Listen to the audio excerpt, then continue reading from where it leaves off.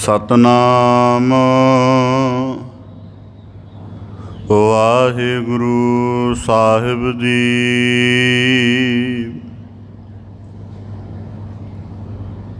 ਮਾਇਆ ਮੋਹ ਮਨ ਆਗਲੜਾ ਪ੍ਰਾਣੀ, ਜਰਾ ਮਰਨ ਪਉ ਵਿਸਰ ਗਿਆ। ਕੁਟੰਬ ਦੇਖ ਬਿਗਸਹਿ ਕਮਲਾ ਜਿਉ,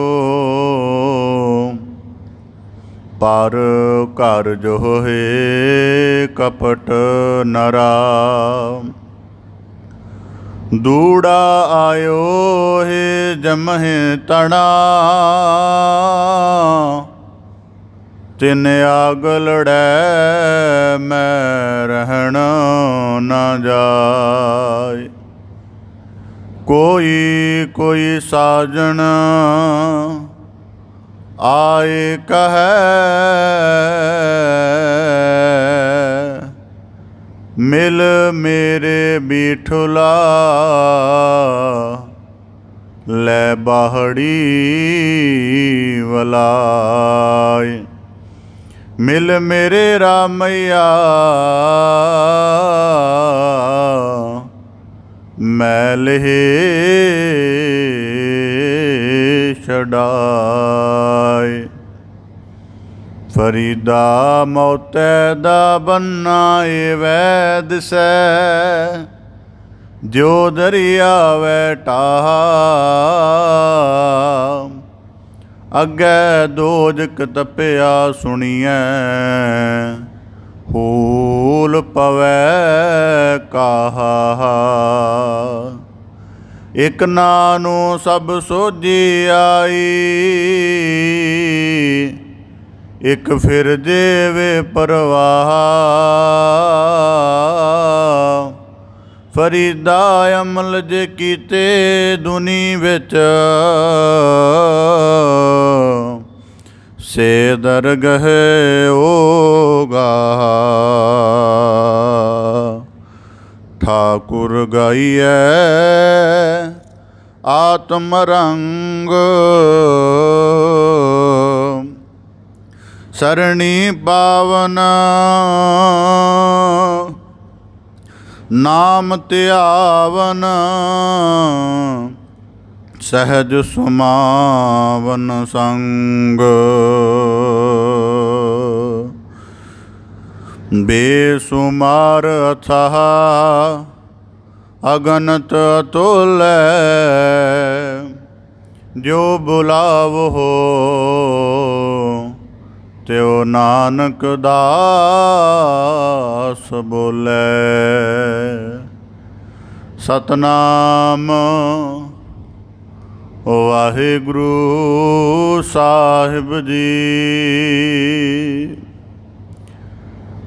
ਕਬੀਰ ਹੈ ਗਏ ਬਾਹਨ ਸਗਨ कहन, ਲਾਖ ਤਜਾ ਫਹਰਾਹਿ। ਇਆ ਸੁਖ ਤੇ ਭਿਖਿਆ ਪਲੀ, ਜੋ ਹਰ ਸਿਮਰਤ ਦਿਨ ਜਾਹੇ। ਕਬੀਰ ਸਭ ਜਗ ਹਉ ਫਿਰਿਓ, ਮਾਂਦਲ ਕੰਧ ਚੜ੍ਹਾਏ।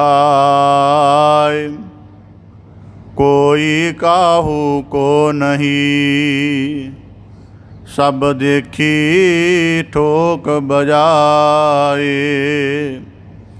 ਕੋਈ ਕਾਹੂ ਕੋ ਨਹੀਂ, ਸਭ ਦੇਖੀ ਠੋਕ ਬਜਾਏ। ਵਾਹਿਗੁਰੂ ਜੀ ਕਾ ਖਾਲਸਾ, ਵਾਹਿਗੁਰੂ ਜੀ ਕੀ ਫਤਿਹ। ਧੰਨ ਧੰਨ ਸਤਿਗੁਰੂ ਗੁਰੂ ਗਰੀਬ ਨਿਵਾਜ ਪਤਿਤ ਪਾਵਨ ਕਿਰਪਾ ਨਿਧ ਦਇਆ ਨਿਧ ਸਤਿਗੁਰੂ ਸ੍ਰੀ ਗੁਰੂ ਗ੍ਰੰਥ ਸਾਹਿਬ ਜੀ ਦੀਨ ਦਇਆਲ ਪਾਤਸ਼ਾਹ, ਤਿਨਾਂ ਦੀ ਅਪਾਰ ਮਿਹਰਮਤ ਹੈ, ਅਥਾਹ ਬਖਸ਼ਿਸ਼ ਹੈ, ਦੀਨ ਦਇਆਲਤਾ ਹੈ, ਜੋ ਸਤਿਗੁਰੂ ਸਾਹਿਬ ਜੀ ਨੇ ਸਾਨੂੰ ਸਭ ਨੂੰ ਆਪਣੀ ਮਿਹਰ ਭਰੀ ਨਜ਼ਰ ਕਰਕੇ ਆਪਣੀ ਪਾਵਨ ਪਵਿੱਤਰ ਹਜ਼ੂਰੀ ਦੇ ਅੰਦਰ ਸਤਸੰਗਤ ਰੂਪ ਵਿੱਚ ਜੁੜ ਕੇ ਸਾਨੂੰ ਆਪਣਾ ਅਧਿਆਤਮਿਕ ਜੀਵਨ ਜਿਉਣ ਦਾ, ਜੀਵਨ ਦੇ ਵਿੱਚ ਕੁਝ ਅਮੋਲਕ ਧਨ ਸੰਚਣ ਦਾ ਅਵਸਰ ਬਖਸ਼ਿਸ਼ ਕਰਕੇ ਨਵਾਜ਼ਿਸ਼ ਕੀਤੀ ਹੈ ਜੀ। ਆਪ ਜੀ ਬੜੇ ਸੁਭਾਗਸ਼ਾਲੀ ਹੋ ਜੋ ਸਤਿਗੁਰੂ ਕੀ ਬਖਸ਼ਿਸ਼ ਨੂੰ ਗੁਰੂ ਹਜ਼ੂਰੀ ਦੇ ਵਿੱਚ ਕੀਰਤਨ ਭਗਤੀ ਦੁਆਰਾ ਸ਼ਰਵਣ ਕਰਨ ਦਾ, ਮਾਣਨ ਦਾ, ਪ੍ਰਾਪਤ ਕਰਨ ਦਾ ਨਿਰਮਲ ਯਤਨ ਕਰ ਰਹੇ ਸੀ। ਬਾਣੀ ਦੇ ਅੰਤਰਗਤ ਗੁਰੂ ਸਾਹਿਬ ਜੀ ਬਖਸ਼ਿਸ਼ ਕਰਦੇ ਹਨ, ਠਾਕੁਰ ਗਾਈਐ ਆਤਮ ਰੰਗ ਸਰਣੀ ਪਾਵਨ, ਨਾਮ ਧਿਆਵਨ ਸਹਿਜ ਸਮਾਵਨ ਸੰਗ। ਕਿ ਜਦ ਗੁਰੂ ਸ਼ਬਦ ਦੇ ਨਾਲ ਮਨੁੱਖ ਆਪਣਾ ਮਨ, ਆਪਣਾ ਹਿਰਦਾ, ਆਪਣਾ ਚਿੱਤ ਅਤੇ ਆਪਣੀ ਸੁਰਤ ਜੋੜ ਲਵੇ, ਫਿਰ ਜਦੋਂ ਸ਼ਬਦ ਇਹਨਾਂ ਚੌਹਾਂ ਦੁਆਰਾਂ ਦੁਆਰਾ ਮਨੁੱਖ ਦੀ ਦੇਹ ਅੰਦਰ ਪ੍ਰਵੇਸ਼ ਕਰਦਾ ਹੈ ਤਾਂ ਫਿਰ ਸ਼ਬਦ ਦੇ ਅਨੁਭਵ ਨੂੰ ਜਦੋਂ ਗੁਰਸਿੱਖ ਕੁਝ ਸਮਾਂ ਰਹਿਤ ਹੋ ਕੇ ਫਿਰ ਮਾਣਦਾ ਹੈ ਤਾਂ ਫਿਰ ਸ਼ਬਦ ਦਾ ਅਰਥ ਪਸਾਰ, ਸ਼ਬਦ ਦਾ ਜਿਹੜਾ ਅਨੁਭਵ ਹੈ, ਸ਼ਬਦ ਦਾ ਜਿਹੜਾ ਕੀਰਤਨ ਰੂਪ ਰਸ ਹੈ, ਉਹਨੂੰ ਇੱਕ ਉੱਚੀ ਅਵਸਥਾ ਦਾ ਅਨੁਭਵ ਕਰਾਉਂਦਾ ਹੈ। ਅਤੇ ਫਿਰ ਗੁਰਸਿੱਖ ਨੂੰ ਇਸ ਅਵਸਥਾ ਦੇ ਵਿੱਚ ਅਨੁਭਵ ਹੁੰਦਾ ਹੈ ਕਿ ਮੈਂ ਅੰਮ੍ਰਿਤ ਨੂੰ ਗ੍ਰਹਿਣ ਕੀਤਾ ਹੈ। ਅੰਮ੍ਰਿਤ ਨੂੰ ਗ੍ਰਹਿਣ ਕਰਨ ਦਾ ਭਾਵ ਕੀ ਹੈ ਕਿ ਮਨ ਸੰਸਾਰ ਦੀ ਬਿੱਖ ਵਾਲੇ ਖਿਆਲ ਲੈਂਦਾ ਸੀ, ਇਹਨੂੰ ਗੁਰੂ ਸ਼ਬਦ ਦੇ ਪਾਸੇ ਲਗਾ ਦਿੱਤਾ ਹੈ ਕਿ ਇਹ ਮਨ ਮੇਰਿਆ ਤੂੰ ਸਦਾ ਰਹੋ ਹਰ ਨਾਲੇ। ਜਿਹੜੀ ਸੁਰਤ ਹੈ ਇਹ ਕਦੀ ਬੀਤੇ ਦੇ ਵਿੱਚ ਭਟਕਦੀ ਸੀ, ਕਦੇ ਭਵਿੱਖ ਦੇ ਵਿੱਚ, ਇਹਨੂੰ ਵਰਤਮਾਨ ਦੇ ਵਿੱਚ ਲਿਆ ਦਿੱਤਾ ਕਿ ਦਮ ਦਮ ਸਦਾ ਸੰਭਾਲਦਾ, ਦਮ ਨਾ ਬਿਰਥਾ ਜਾਏ। ਚਿੱਤ ਦੇ ਵਿੱਚ ਸੰਸਾਰ ਭਾਰੀ ਸੀ ਅਤੇ ਸਤਿਗੁਰੂ ਸਾਹਿਬ ਜੀ ਕਹਿੰਦੇ ਜਿਸ ਦਾ ਚਿੱਤ ਵਸਿਆ ਮੇਰਾ ਸੁਆਮੀ, ਤਿਸਨੂੰ ਕਿਉ ਅੰਦੇਸਾ ਕਿਸੇ ਗੱਲੇ ਦਾ ਲੋੜੀਐ। ਤਾਂ ਇਸੇ ਪ੍ਰਕਾਰ ਜਦੋਂ ਇਹਨਾਂ ਚੌਹਾਂ ਪੱਧਰਾਂ 'ਤੇ ਗੁਰੂ ਸ਼ਬਦ ਦਾ ਆਧਾਰ ਜੋੜ ਦਿੱਤਾ ਤਾਂ ਫਿਰ ਇਹਨਾਂ ਸਾਰਿਆਂ ਦੀ ਜਿਹੜੀ ਭਟਕਣ ਵਾਲੀ, ਕਿਉਂਕਿ ਪਹਿਲਾਂ ਮਨ ਦੀ ਭਟਕਣ ਵਾਲੀ ਅਵਸਥਾ, ਸਾਰੇ ਪੱਧਰਾਂ ਦੀ ਭਟਕਣ ਵਾਲੀ ਅਵਸਥਾ ਦਾ ਗਿਆਨ ਫਿਰ ਗੁਰੂ ਸ਼ਬਦ ਨਾਲ ਜੁੜ ਕੇ ਇਹ ਸ਼ਾਂਤ ਹੋ ਜਾਂਦੇ ਨੇ। ਅਤੇ ਜਦੋਂ ਇਹਨਾਂ ਦਾ ਸ਼ਾਂਤ ਹੋ ਜਾਣਾ ਹੈ, ਉਹ ਜਿਹੜਾ ਸੁਖਦਾਈ ਅਨੁਭਵ ਹੈ ਉਹਨੂੰ ਕਿਹਾ ਜਾਂਦਾ ਹੈ ਅੰਮ੍ਰਿਤ ਬਾਣੀ ਹਰ ਹਰ ਤੇਰੀ, ਸੁਣ ਸੁਣ ਹੋਵੇ ਪਰਮਗਤ ਮੇਰੀ। ਸੁਆਬ ਜੀ ਬੜੇ ਸੁਭਾਗਸ਼ਾਲੀ ਹੋ, ਐਸਾ ਉੱਤਮ ਯਤਨ ਗੁਰੂ ਕਿਰਪਾ ਸਦਕਾ ਨਿਰੰਤਰ ਕਰਕੇ ਆਪਣੇ ਅਧਿਆਤਮਿਕ ਜੀਵਨ ਨੂੰ ਸਫਲ ਕਰਨ ਦਾ ਯਤਨ ਕਰਦੇ ਹੋ। ਭਗਤ ਸਿਰਮੌਰ ਭਗਤ ਕਬੀਰ ਸਾਹਿਬ ਜੀ ਦੇ ਪਾਵਨ ਲੜੀਵਾਰ ਸ਼ਲੋਕਾਂ ਦੀ ਆਪ ਜੀ ਵਿਆਖਿਆ ਸਰਵਣ ਕਰਕੇ ਬਖਸ਼ਿਸ਼ ਦੇ ਪਾਤਰ ਬਣ ਰਹੇ ਹੋ ਜੀ। ਪਾਵਨ ਸ਼ਲੋਕਾਂ ਦੀ ਲੜੀਵਾਰ ਵਿਆਖਿਆ ਦੇ ਨਾਲ ਜੁੜਨ ਦਾ ਯਤਨ ਕਰੀਏ ਜੀ। ਵਿਚਾਰ ਪ੍ਰਾਰੰਭ ਕਰਨ ਤੋਂ ਪਹਿਲਾਂ ਬੜੇ ਅਦਬ ਸਹਿਤ ਉਚਾਰਨ ਕਰੋ ਜੀ। ਸਤਨਾਮ ਸ੍ਰੀ ਵਾਹਿਗੁਰੂ ਸਾਹਿਬ ਜੀ। ਕਬੀਰ ਹੈ ਗਏ ਬਾਹਨ ਸਗਨ ਕਨ, ਲਾਖ ਤਜਾ ਫਹਰਾਹੇ।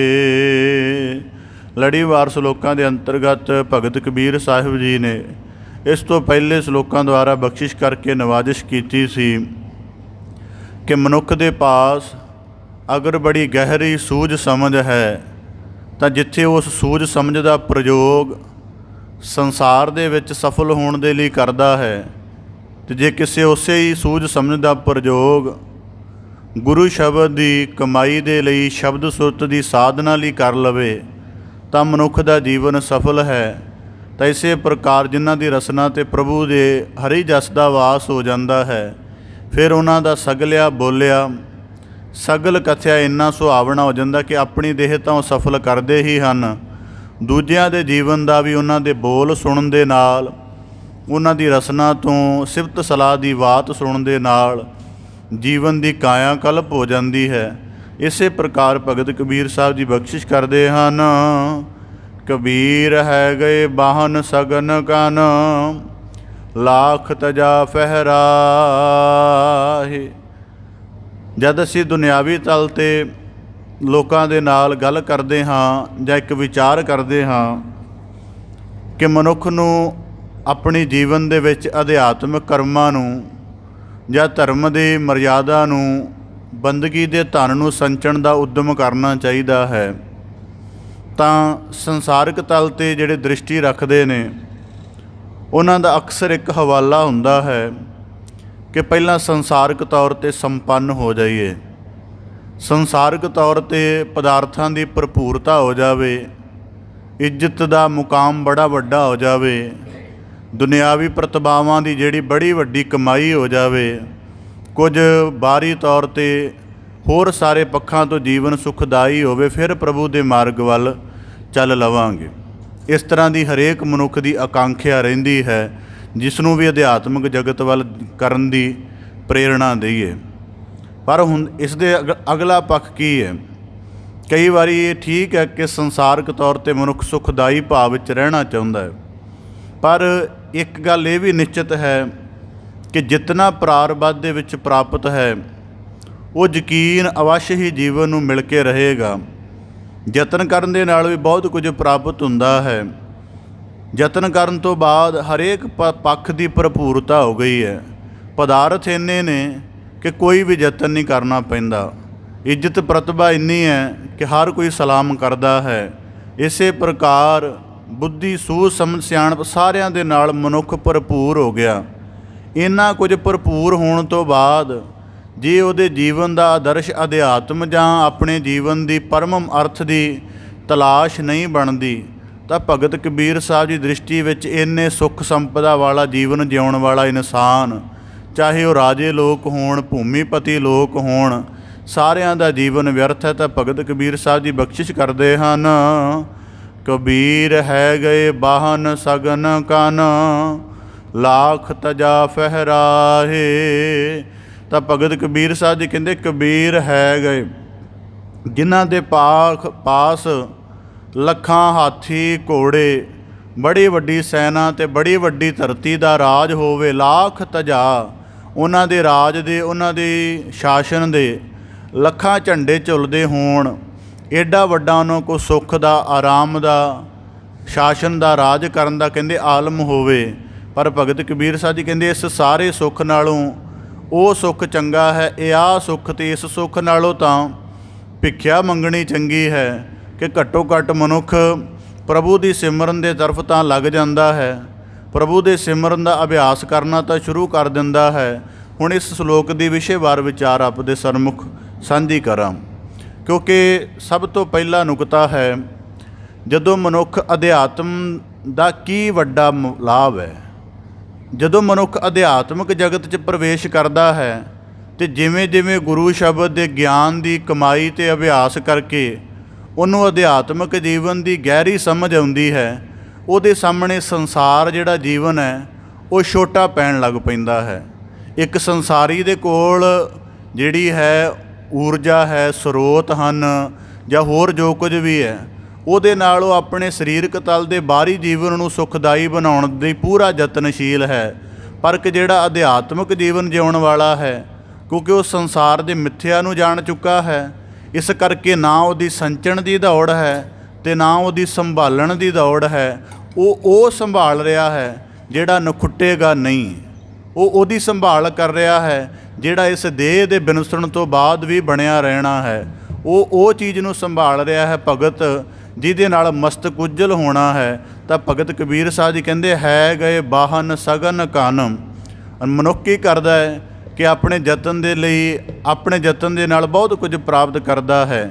ਤਾਂ ਹੁੰਦਾ ਕੀ ਹੈ ਕਿ ਇੱਕ ਅਧਿਆਤਮ ਜੀਵਨ ਵਾਲਾ ਤਿਆਗ ਕਰਕੇ, ਸਮਰਪਣ ਕਰਕੇ, ਸਾਰੇ ਕੁਝ ਨੂੰ ਛੱਡ ਕੇ ਵੀ, ਆਪਣੀ ਦੇਹ ਦੇ ਗੁਮਾਨ ਨੂੰ ਵੀ ਛੱਡ ਕੇ ਪਰਮ ਸੁਖੀ ਹੈ। ਪਰ ਦੂਜੇ ਇੱਕ ਤਰਫ ਭਗਤ ਨੇ ਆਪਣੇ ਕਈ ਸਾਲਾਂ ਦੀ ਸਾਧਨਾ ਕੀਤੀ ਅਤੇ ਉਹਦੇ ਜੀਵਨ ਦਾ ਮੁਕਾਮ ਹੈ ਕਿ ਉਹਦੇ ਕੋਲ ਅਗਰ ਕੁਝ ਵੀ ਨਹੀਂ ਹੈ ਤਾਂ ਉਹਦੇ ਜੀਵਨ ਕੋ ਇੱਕ ਜੀਵਨ ਦੇ ਵਿੱਚ ਇੱਕ ਐਸਾ ਅਨੁਭਵ ਹੈ ਜਿਹੜਾ ਇਸ ਸੰਸਾਰ ਕੋਲ ਨਹੀਂ। ਦੂਜੇ ਪਾਸੇ ਇੱਕ ਸੰਸਾਰੀ ਨੇ ਵੀ ਯਤਨ ਕੀਤਾ ਹੈ, ਆ ਜੀਵਨ ਪਰ ਜੀਵਨ ਦੇ ਅੰਤਮ ਸਮੇਂ ਤੱਕ ਭੱਜ ਦੌੜ ਕੀਤੀ ਹੈ, पर तां भी जीवन दे विच अजे बड़ियां घाटां दा अनुभव है। बड़ियां जिहड़ियां अपने जीवन दे विच घाटां नूं महसूस करके निराश रहिंदा तां भगत कबीर साहब जी कहंदे इस करके ये आ सुख ते भिखिया भली। जिस सुख नूं प्राप्त करके अंत विच सुख वो किसी घाट का अनुभव करावे तो इहदा मतलब वो पूर्ण सुख नहीं सी, वो सरीरक तल दा सी। तां साडी समस्या की है, असी पूरे अध्यात्मी क्यों नहीं बन पाउंदे कि साडे सारे समुचे जीवन अंदर संसार का बड़ा दखल है। इन्ना ज़्यादा दखल है, घर तो बाहर निकलना है बंदा 5 तो 10 मिनट अपने वस्त्रां ते ही सोचण ते खराब कर दिंदा है कि बाहर मैनूं किस दृष्टिकोण नाल देखा जाएगा जे आह वस्त्र ना पहन के गया। इन्ना ज़्यादा साडे संसार दी, तो मैं बड़े लोअर लैवल की गल कीती है कि वस्त्रां दे तल दी होर बड़ा दखल है। बंदा अपनी चाल, अपनी देखनी, अपनी बोलनी, अपनी जिहड़ी आत्मक जीवन रूहानी जीवन दे नाल जुड़ी हुंदी है उस सारे नूं छड्ड के ते संसार दे दृष्टिकोण अपने अंदर भारू करदा है। तां भगत कबीर साहब जी कहंदे इसे प्रकार जे संसारक सरीरक तल दा जीवन जिउंदिਆਂ होइਆਂ संसार दे विच संपन्नता भी प्राप्त कर लई है, संपन्नता प्राप्त करके भी जीवन दे विच किसी खास हिस्से दे विच कोई घाट महसूस हो रही है तां भगत कबीर साहब जी कहंदे इस सुख नालों तो उस फकीर का जीवन चंगा है जिन्हें सारा कुछ त्याग के केवल अपने जीवन के थोड़े जे आहार ते टेक रख ली तो उन्होंने भी भिखिया दे नाल मंग के पूरियां कर लेंदा है। पर हर सिमरत दिन जाए पर वह समुचा दिन प्रभु की याद विच बतीत हुंदा है तो वह जीवन धरती के लिए वरदान बनता है। इस करके वो दुख वो जिहड़ा सादा जीवन है वो इस सुखां वाले जीवन नालों ज़्यादा चंगा है। दूजा नुकता आपदे सन्मुख जदों मनुख दे पास सरीरक साधना संपदावां भरपूर हो जांदियां ने, बहुत घट मनुख ने जिहड़े सुखां दे पसरे हुए आलम दे विचों भी अपनी भगती दा मार्ग अख्तियार कर लैण। नहीं तो सुख आम करके बंदे नूं जिहड़ा लेजी करदा है, उहदे लई भाव के उहदे लई इन्ने ज़्यादा पसर गए जदों वो अपने खुद ही काम नहीं कर रहा। जिवें देखो बहुत संपन्न लोग हुंदे ने, कुछ भी नहीं करते, इत्थों तक कि अपनी गड्डी का दरवाज़ा भी नहीं खोलते, अपने बूट भी नहीं उतारते। हुण सुख मिलिया सी तां उहदा प्रयोजन बनना चाहिए सी कि मेरा बाहरी जीवन सरीरक जीवन बड़ा सुखदाई हो गया, हत्थ हिलाउण दी भी लोड़ नहीं, तां हुण अपना परम मनोरथ लब्भां जीवन का। पर उस सुख ने मनुख नूं लेजी कर दिता, तां वो सुस्त कर दिता, आलसी कर दिता। तो जिहड़ा कोई राम नाम का धन संच के अपने रूहानी जीवन का सुख मानना सी, उहदे तों भी मनुख जिहड़ा है बेखबर रहा। तो भगत कबीर साहब जी कहंदे ऐसे सुख का भी कोई लाभ नहीं जिहड़ा ना बंदगी मार्ग वाले पासे तुरन दवे, ना अपने जोत स्वरूप की पछाण करावे, तो फिर मनुख किसी हिस्से दे विच अधूरा रहे। एक प्रमाण आपदे सन्मुख रखां।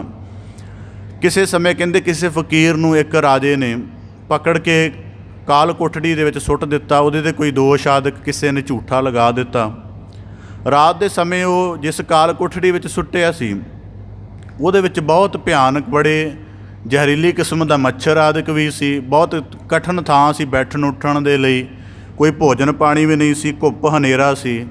ते इधरले पासे अपनी मखमली सेजा ते वो राजा सुत्ता होया, रात बड़ी टिकी हुई है, बड़ी शांति है।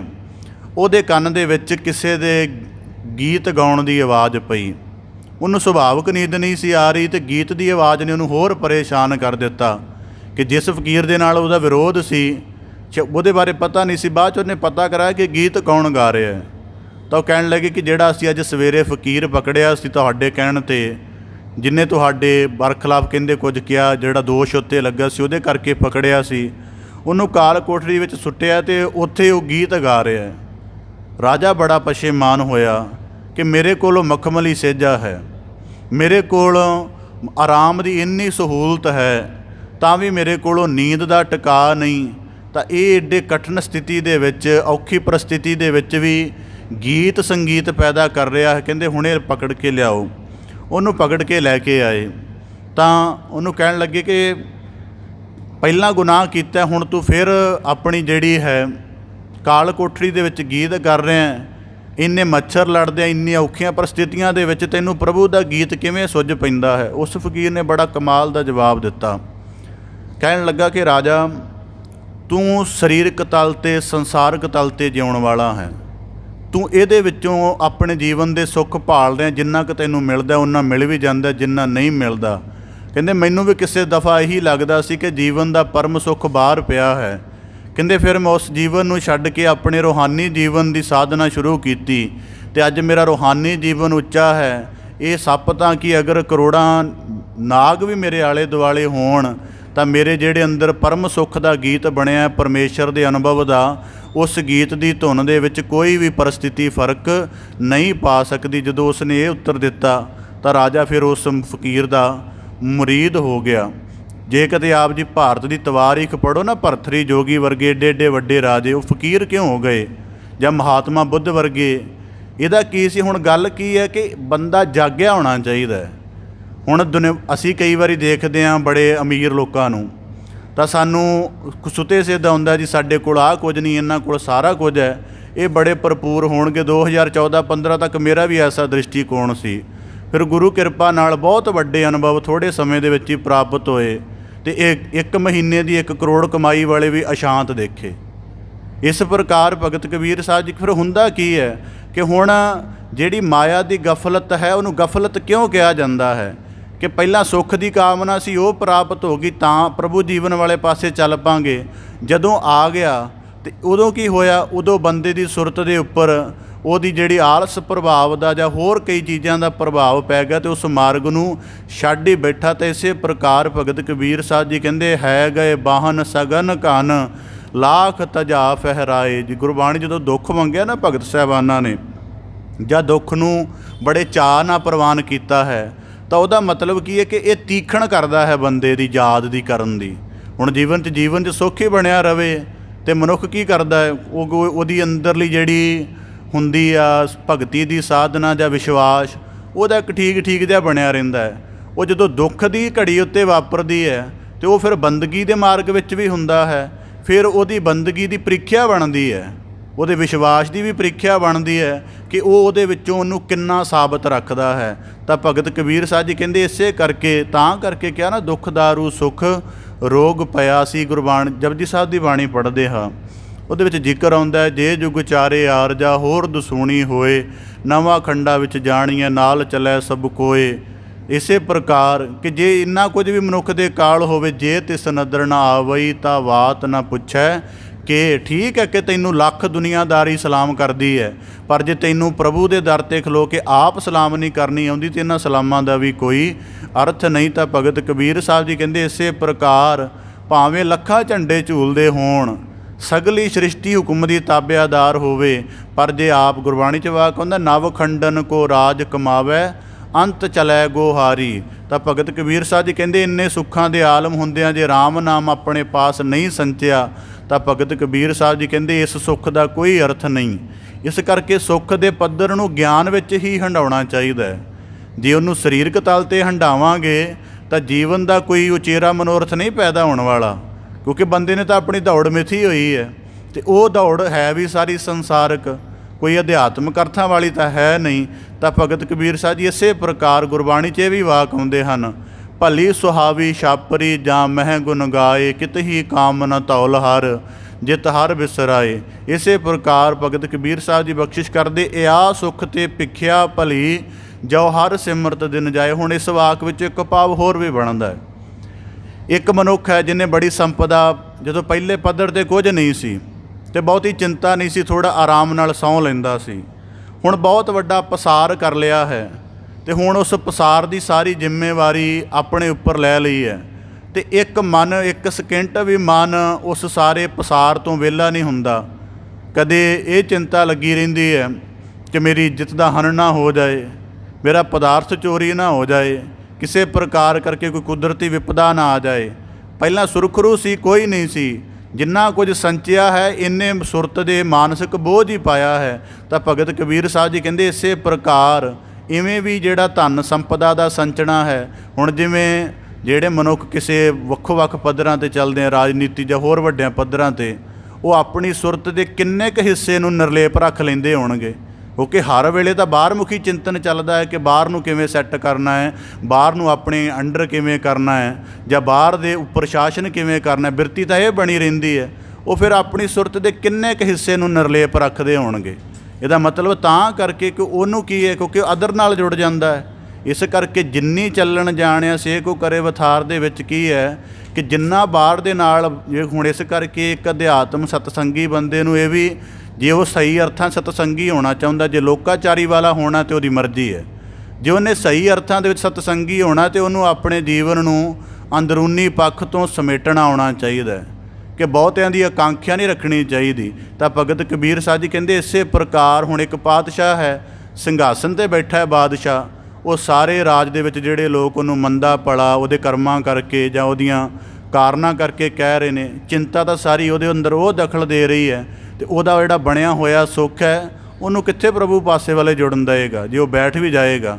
ਤਾਂ ਇਸੇ ਪ੍ਰਕਾਰ ਭਗਤ ਕਬੀਰ ਸਾਹਿਬ ਜੀ ਕਹਿੰਦੇ ਇਹ ਆ ਸੁੱਖ ਤੇ ਭਿੱਖਿਆ ਭਲੀ, ਇਹਦੇ ਨਾਲੋਂ ਭਿੱਖਿਆ ਦਾ ਜੀਵਨ ਚੰਗਾ ਹੈ ਕਿ ਭਾਵੇਂ ਕਿਸੇ ਦੁਆਰ 'ਤੇ ਜਾ ਕੇ ਮੰਗਣਾ ਹੀ ਪੈਣ ਦੋ ਪ੍ਰਸ਼ਾਦੇ, ਪਰ ਕਹਿੰਦੇ ਹਰ ਸਿਮਰਤ ਦਿਨ ਜਾਏ। ਨਾ ਪਦਾਰਥਾਂ ਦਾ ਗੁਮਾਨ ਪੈਦਾ ਹੋਏਗਾ ਅਤੇ ਨਾ ਹੀ ਪਦਾਰਥਾਂ ਦੇ ਕੋਲ ਹੋ ਕੇ, ਇੱਜ਼ਤ ਪ੍ਰਤਿਭਾ ਦੇ ਕੋਲ ਹੋ ਕੇ ਕਿਸੇ ਅਦਰ ਦੀ ਜਿਹੜੀ ਸੋਚ ਮਨ ਦੇ ਅੰਦਰ ਚੱਲੇਗੀ।